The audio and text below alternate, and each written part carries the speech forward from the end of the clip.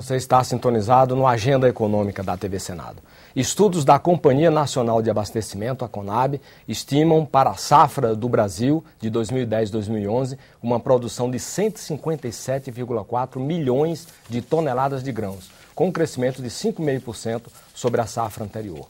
Como muitos gostam de lembrar, o setor de agronegócios no Brasil passou por uma verdadeira revolução nos últimos 50 anos, principalmente no que se refere à produtividade. O país saiu de uma produção de 783 quilos por hectare em 1960 para a marca atual de 3.173 quilos por hectare. Para falar das perspectivas do agronegócio brasileiro, o Agenda Econômica vai conversar hoje com o senador Blairo Maggi, do PR de Mato Grosso. O senador Blairo Maggi foi governador do seu estado por 2 vezes e é um líder empresarial de grande destaque no cenário do agronegócio do país. Participa desta entrevista o jornalista Davi Emerick. Senador, muito obrigado por ter aceito o nosso convite para o nosso programa. Bom, primeiro quero cumprimentá-los e cumprimentar todos aqueles que estão assistindo o Agenda Econômica, programa importante aqui da TV Senado. Aliás, a TV Senado tem se transformado numa grande emissora de levar conhecimento e levar informação para todo o Brasil. Eu que estou chegando no Senado agora, vejo quantas pessoas acabam retornando, né? Olha, vi você no programa tal, vi você aqui. Então a TV Senado está cumprindo com um papel que eu acho que era aquilo que tinha se previsto para ela. E também quero cumprimentar o Davi e a você, né, pelo programa e agradecer a oportunidade de estar aqui, de podermos debater, falar um pouco sobre as questões do agronegócio, da agricultura familiar, enfim, de código florestal e tudo mais que diz respeito a esse grande movimento que é a agricultura brasileira. Muita gente que acha que a agricultura é coisa de país atrasado, bem pelo contrário. Quem tem agricultura forte, quem tem agricultura dinâmica, acaba com o tempo se transformando numa grande nação. Poucos exemplos no mundo nós temos de países que não têm agricultura forte, que se transformaram em países fortemente, com uma economia bastante forte. Então, vamos debater, vamos falar sobre esse assunto. Senador, vamos partir da Confederação da Agricultura e Pecuária do Brasil, a CNA, fez uma estimativa de um faturamento de 270,9 bilhões de reais e um crescimento de 7,7% em relação ao resultado de 2010, isso para a safra atual. Quer dizer, pegando aí um pouco do que o senhor falou na abertura, o que é que se envolve, primeiro, de conquista de tecnologia, de novas tecnologias, de conquista de pesquisa e também de abertura de empregos? Bem, Erival, nós temos que separar essa questão da agricultura de várias maneiras. Primeiro, quando nós falamos em faturamento, falamos aí em bilhões de reais ou de dólares, nós temos que levar em conta 2 fatores. Primeiro, a alta dos preços das commodities. São fortemente pressionados com preços altos. Tanto no milho, quanto no algodão, quanto na soja, que são produtos que o Brasil tem exportado muito. Então, o crescimento em valores, ele é muito mais ligado a movimentos de preços do que propriamente de conquistas de novos mercados. Quando nós falarmos em volumes de produção, a gente vai ver que o nosso crescimento da safra passada é algo em torno de 5% aproximadamente. Uma variação entre 5% e 10% de crescimento ou de diminuição num país, de uma agricultura tão grande quanto a brasileira, ela pode ser também relacionada a alguns fatores, como, por exemplo, a expectativa de baixa renda do produtor. Ele diminui a produção, consequentemente, a gente tem menos para exportar depois. Um aumento de 5% pode significar que nós tenhamos esse ano, ou tivemos esse ano, um clima extremamente favorável à agricultura em relação ao ano passado. Então, o que a gente consegue medir ao longo de uma série de 10 anos aproximadamente, é que a gente, se temos crescimento, aí a gente vai ver o seguinte, olha, o nosso crescimento ultimamente na área da agricultura tem sido basicamente o aumento na produção, na produtividade, aliás. A produção, o aumento da produção é consequência do aumento da produtividade.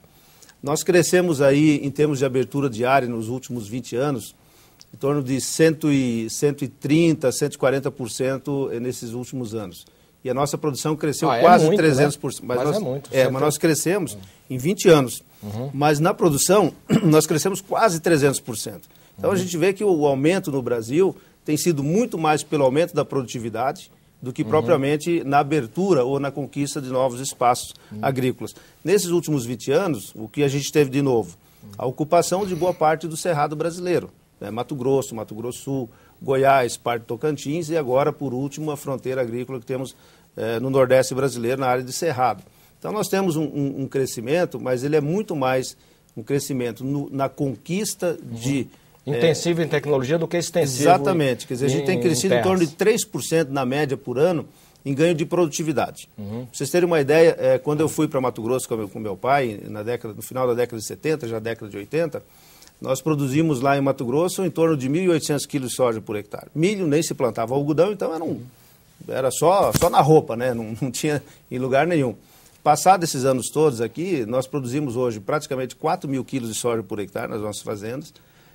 Fizemos 2 safras por ano, uma de milho de mais 10 mil quilos. Bem acima da média nacional. Bem acima da média nacional e outra safra de praticamente aí de 6, 7 mil quilos por hectare. E ainda dá para fazer a opção entre fazer soja e fazer milho. Quer dizer, se fizermos algodão, nós vamos fazer uma safra também aí de 260 até 300 arrobas de algodão por hectare, que é coisa bem acima do que se faz em qualquer parte do mundo. Então vocês veem o quanto o Brasil melhorou na questão de tecnologia, envolvendo aí questão de Embrapa, fundações particulares, fundações de produtores, como a Fundação Mato Grosso. Então, há um grande movimento para melhorar a produtividade no Brasil. Senador, essa produtividade, pelo que o senhor analisa de recursos disponíveis tecnológicos, financeiros, esgotamento da terra, defensivos e tal, ainda há espaço para crescer, né, nesse conceito de produtividade, ou nós já estamos chegando a um limite? Não, nós temos muito a crescer ainda, temos muito.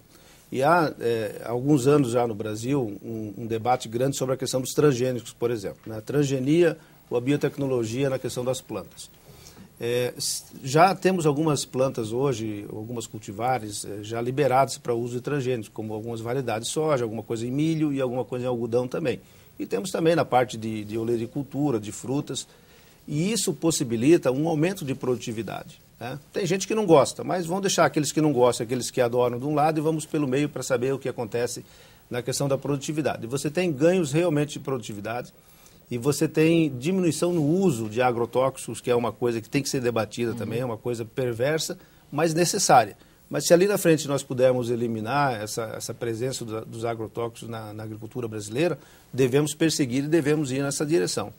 Então, com o uso da biotecnologia, podemos sim melhorar muito a nossa produtividade, podemos conquistar novos espaços de áreas que hoje estão, vamos chamar assim, de certa forma, abandonadas ou marginalizadas na questão da produção, como, por exemplo, grandes áreas que estão destinadas à pecuária, mas que também estão degradadas, que elas não conseguem mais dar sustentação para uma Fala em 15 milhões boa. de hectares. Os números são mais variados que tem aí, mas o importante é que com o uso de novas tecnologias, o uso de variedades que possam tolerar, por exemplo, climas mais secos, né? A transgenia vem vindo para essa direção, nós podemos voltar a usar áreas que já foram abandonadas no passado. Então, eu diria o seguinte, olha, esses 160 milhões, 150 milhões de toneladas que o Brasil faz, isso é fichinha perto do que a gente pode fazer. O próprio estado de Mato Grosso, onde eu vivo e tem meus negócios lá também, nós já produzimos lá hoje em torno de 40 milhões de toneladas de grãos, somando todos os grãos do estado do Mato Grosso. Nós podemos dobrar ou triplicar essa produção, se fizermos uma agricultura mais envolvida junto com a pecuária, fazer todo mundo trabalhar junto, né? Então, o Brasil tem um espaço assim para alimentar o mundo aí com muita tranquilidade. E qual seria vamos dizer assim, nós para chegarmos aos 100 milhões de toneladas de grãos, o Brasil demorou bastante, eu lembro que ficou em 70 milhões, 50 milhões, muito tempo amarrado ali, não é isso? Então demos um salto de repente. Quando é que o senhor acha que a gente pode chegar 200, 300 milhões de toneladas de grãos? Dá para vislumbrar isso no futuro? Eu penso que no máximo aí 10 anos nós chegamos lá, talvez nem isso. Tem alguns movimentos acontecendo que são importantes dizer também.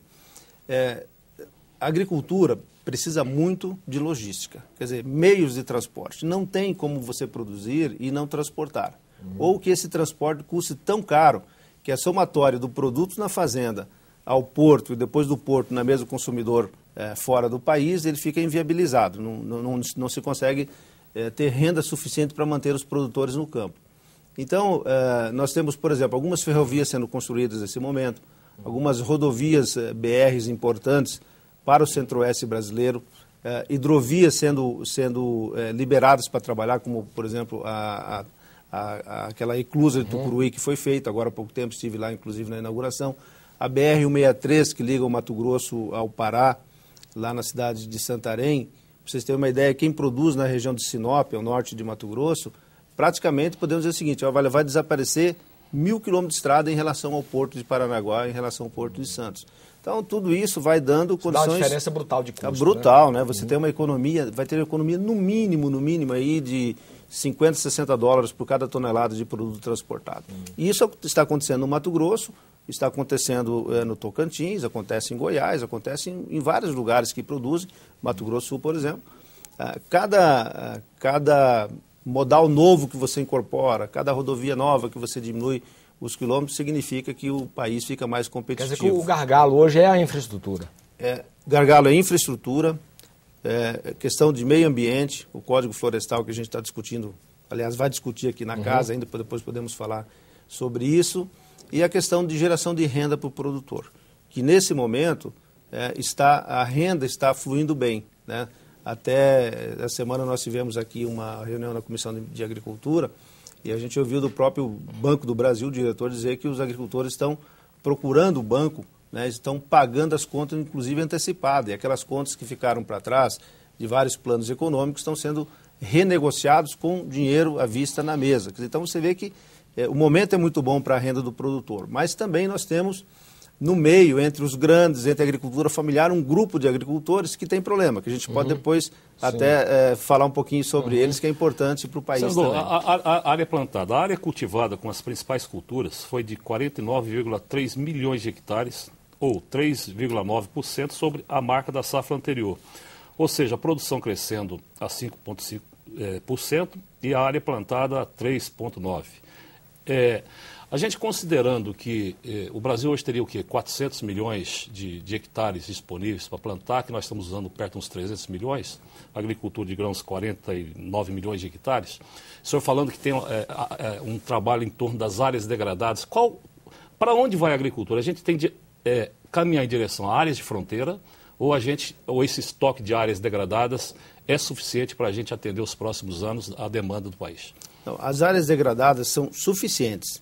Porém, o que eu disse já aqui no programa, tem que se buscar novas tecnologias para algumas áreas que estão hoje marginalizadas, elas possam entrar em produção. Como, por exemplo, entre São Paulo e Mato Grosso, por exemplo, há uma vasta região que já foi ocupada há muitos e muitos anos atrás e que ela não se presta muito para a agricultura. E por que não se presta?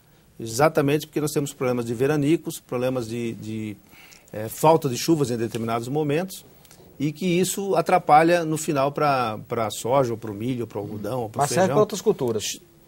Para a cultura não, serve bastante para a pecuária. Então, exatamente nesse ponto que eu estou dizendo. Se nós viermos com biotecnologia... Você está falando da região do oeste de São Paulo, Mato Grosso, alguma coisa ali? O sul de bem o sul de Mato Grosso, o norte do Mato Grosso Sul, a parte de Goiás, aquela região de Bataguaçu, ali, indo para o Paraná, aquela faixa aí. É uma faixa que chove menos, então a gente não tem uma agricultura muito intensiva, porque você fazer 3 safras e perder uma, o agricultor quebra, não tem como sobreviver. Então, o uso de novas tecnologias ou de plantas que tenham maior resistência à questão do estresse hídrico, na falta de chuva, pode fazer com que essas áreas venham entrar em produção. Bom, se elas entrarem em produção, tu já tem infraestrutura. Então você vê que uma tecnologia pode... Ou seja, a ampliação de fronteira agrícola não é mais um mote principal, ou seja, tem uma série de outros elementos que devem ser trabalhados. Tem uma discussão, Davi, que é o seguinte, as melhores áreas de agricultura, parece que é assim, né? Parece que a laranja do vizinho sempre é melhor do que a sua, né? Por incrível que pareça, as melhores áreas de produção agrícola, com melhores índices pluviométricos, com topografia melhor, elas estão exatamente entre a floresta amazônica e o cerrado, que é uma zona de transição que nós temos. E pega desde a Bahia aqui em cima e vai até lá em cima no Acre, né? Corta todo esse cinturão. Lá no Mato Grosso, por exemplo, essas áreas significam quase 20% do território mato-grossense. Essas áreas poderiam ser incorporadas, mas no momento, com toda a discussão ambiental, com toda a questão de aquecimento global e a própria legislação, há já nesse momento uma consciência de que a gente deve deixar isso de lado e vamos buscar esse aumento de produtividade em outras coisas, ou de produção. Senador, em termos de taxa de crescimento da produção de grãos, comparando a safra 2010 com 2011 com a safra anterior, os destaques ficaram com a mamona, que teve um aumento de 77%, algodão caroço, 71,5%, algodão pluma, 69,8%, canola, 65,2%, e o milho, que teve uma grande surpresa, que teve uma queda de menos 0,7%. Quer dizer, o que é que o senhor acha que houve para uma cultura tão importante quanto o milho, inclusive para a produção animal, ter uma queda desse tipo aí? Bom, basicamente, nós tivemos um preço elevado da soja no mercado internacional e do algodão também. Então, fez com que o agricultor tomasse a decisão de imediatamente mudar a posição de plantio. Por exemplo, lá em Mato Grosso, a previsão de plantio de algodão era em torno de 400 mil hectares esse ano. Vai passar de 600 mil hectares. Quer dizer, no último momento, o agricultor tirou a soja, tirou o milho, tirou outras coisas que já estavam na programação dele e foi plantar algodão, porque está gerando uma renda bastante grande para o produtor. O milho, nós tivemos alguns problemas.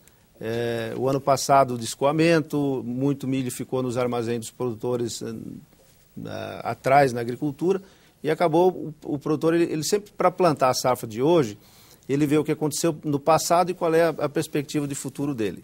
E no momento da produção de milho, ele tomou a decisão de não fazê-lo porque ele estava com estoques grandes. O governo, que tem feito políticas de apoio à retirada desses produtos, não fez em 100%, acabou sobrando milho no interior, e a decisão foi de não plantar. Então, basicamente, o que a gente tem, os movimentos da agricultura, eles são muito direcionados, ou são consequências do mercado. O mercado é que decide o que o produtor vai fazer, a não ser na agricultura familiar, que ele já tem toda uma programação, que ele tem que plantar um pouco de milho, um pouco de feijão, um pouco de soja, porque ele tem os animais para cuidar e ele tem toda uma programação na fazenda dele. Mas a agricultura empresarial, a grande agricultura, ele simplesmente olha o mercado e toma a decisão do que vai fazer em cima do mercado. Senador, produtividade. Tomando por base vários grãos, vários produtos, a Conab indica que a produtividade no Centro-Oeste está em torno de 3.277 quilos por hectare. O Norte está com 2.550, o Nordeste com 1.776. O senhor falou que onde o senhor atua, quer dizer, onde o senhor trabalha mais diretamente, já está chegando a 4.000 por hectare. Como é que o senhor explica essa produtividade baixa do Norte e do Nordeste? Isso aqui, por exemplo, não dá prejuízo hoje na agricultura competitiva? E qual o caminho para resolver esse problema de produtividade baixa nessas duas grandes regiões, importantes regiões do país? No Norte e no Nordeste, nós não temos uma agricultura com alta mecanização e com alta taxa de uso de tecnologia. É uma agricultura mais familiar, uma agricultura de pequenos agricultores. Então, o uso da tecnologia ele é muito mais lento e se nós formos olhar os produtos que eles fazem, são produtos muito mais direcionados ao consumo humano ali da própria região. Não há um grande movimento de mercadoria do Nordeste vindo para o Sul e coisa parecida, então, ou do Norte também. Então, é um tipo de agricultura. Quando você vai ao Centro-Oeste, que você vê esse volume de produção, e essa produtividade crescente é porque o uso de tecnologia é muito intensivo. Né? Para vocês terem uma ideia, as plantadeiras que nós usamos, os tratores que nós usamos no Centro-Oeste hoje, todos eles são ligados a GPS. O comando do trator é feito automaticamente. O piloto, vamos chamar assim, o tratorista, ele só sobe no trator, aperta um botão, o trator pega a linha e vai até o final, faz a manobra e volta sozinho. Quer dizer, lá atrás, na plantadeira onde cai a semente, é tudo computadorizado. Sabe que cada 2 centímetros tem que cair uma semente, e se não cair, ele avisa no monitor dentro do trator e ele toma as providências que deve tomar. As colheitadeiras, todas elas são ligadas a GPS também, que vai dando a produtividade a cada momento, a cada metro que você está andando. Quando do plantio seguinte, a informação dessa colheitadeira que passou por aqui vai determinar o uso de fertilizante naquele ponto. Se teve boa produtividade, ele diminui a adubação, e se teve uma produtividade menor, ele aumenta a adubação necessária. Então, o uso da tecnologia ela é extremamente importante. Você tem uma ideia, tem equipamentos hoje que o trator vai andando, por exemplo, para fazer aplicação de ureia e milho. O trator vai andando e ele vai lendo nas plantas do lado, uma fotocélula, como está o nível, como é que está a função de fazer fotossíntese da planta. E ele reconhece pela foto, né, no momento que ele está passando, se aquela planta naquele local está tendo uma deficiência de nitrogênio ou não. Se ele tem mais deficiência, ele imediatamente abre lá atrás e ele joga mais produto, mais fertilizante para fazer com que o milho se recupere e produza mais. Então, as coisas na agricultura hoje está muito diferente do tempo do meu bisavô, do meu avô, né, que se plantava de matraca e se fazia as coisas com grande dificuldade. A questão cambial e as exportações. No próximo bloco, aguarde.